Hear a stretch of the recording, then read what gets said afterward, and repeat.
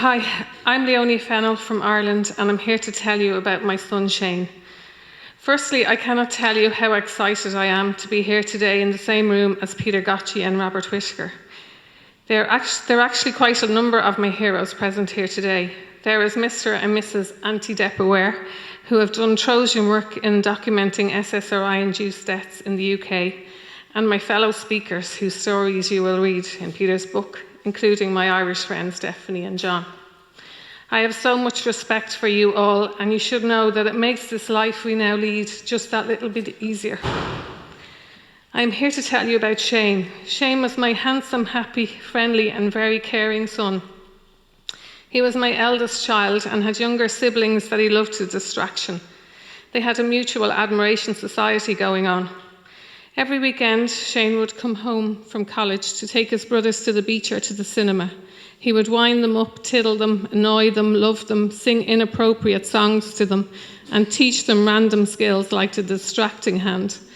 This is where he would distract them with one hand and then he would tiddle them or slap them with the other, leaving them in hysterics. He would then leave for college, leaving me to calm them down and clean up the mess he left behind.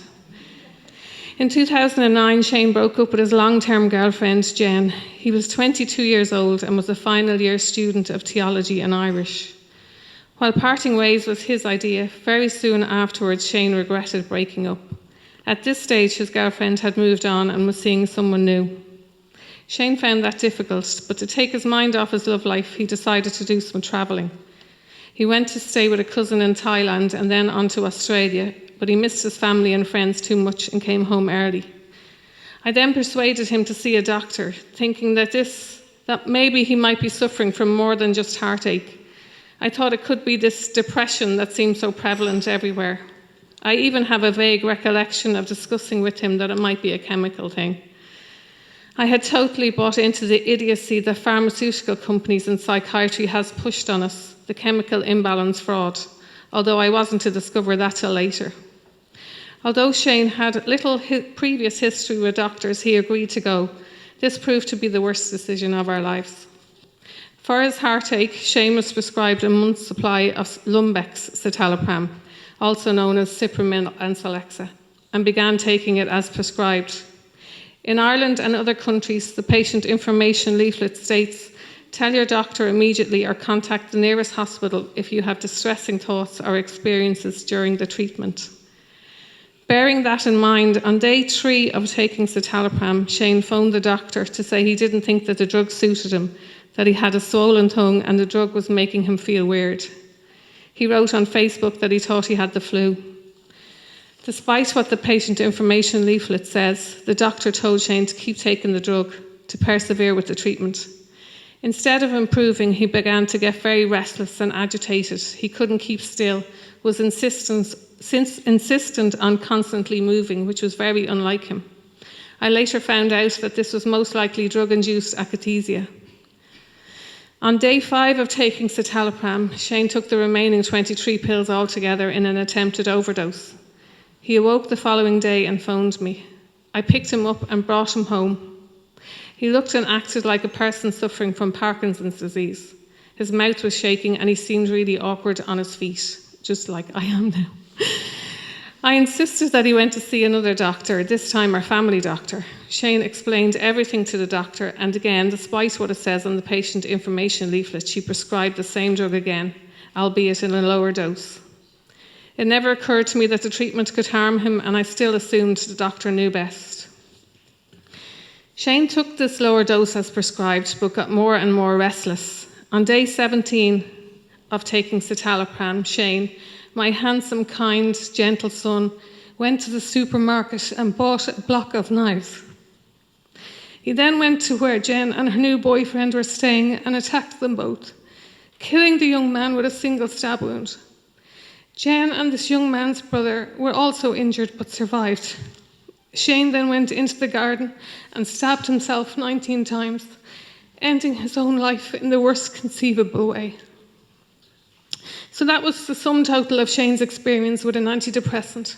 17 days, then death. 3 doctors interacted with Shane in those 17 days, and not one diagnosed him with anything other than heartache. yet all saw no issue with prescribing him mind-altering drugs meant for moderate to severe depression. What followed Shane's death was equally baffling to our family.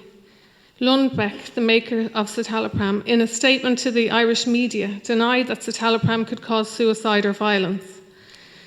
The Irish Psychiatric College collectively said the drugs are safe. Don't be ridiculous, woman, your son was at fault, not the drug. They gave statements and wrote letters in the media denying that these drugs were dangerous. What was more telling, they involved themselves before, during and after Shane's inquest.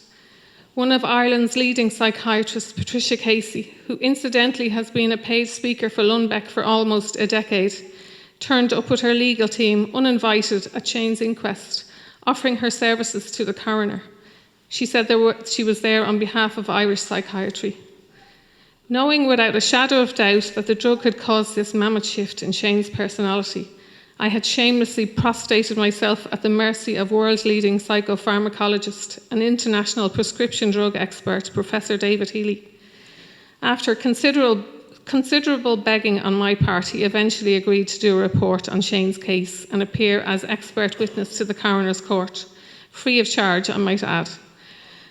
Professor Healy testified that these particular antidepressants can cause a person to become both suicidal and homicidal. The jury then rejected a suicide verdict and returned an open verdict. Following the inquest, we were all stunned when outside the coroner's court, Professor Casey expressed her displeasure at the verdict to the waiting media. She said there were aspects of the evidence which the college took issue with. I wondered who she was representing that day, Irish Psychiatry or Lundbeck. The president of the college then made another statement to the Irish media defending SSRIs. Incidentally, through a Freedom of Information request, I found out that this internal college email was also sent from within the college to Lundbeck. Yet despite the efforts of Irish Psychiatry, the verdict still stands. It seems to me that the Irish College of Psychiatry used their own version of the distracting hand that day and muddied the waters just enough to curtail the media's reporting of the dangers of SSRI antidepressants. Even Shane might have been impressed. So there you have it. Have I, as Shane's mum, done enough to warn others? Have we all, as outspoken advocates for informed consent, made any impact on future generations? Have we screamed enough that the chemical imbalance that we so believed in is just plain fraud? More often than not, when I'm quoted in the Irish media on the dangers of antidepressants, I'm referred to as killer's mother says. If that is what it takes to warn others that these drugs are highly dangerous and not the harmless little sadness neutralizers that the drug companies portray, then I'll reluctantly accept this title.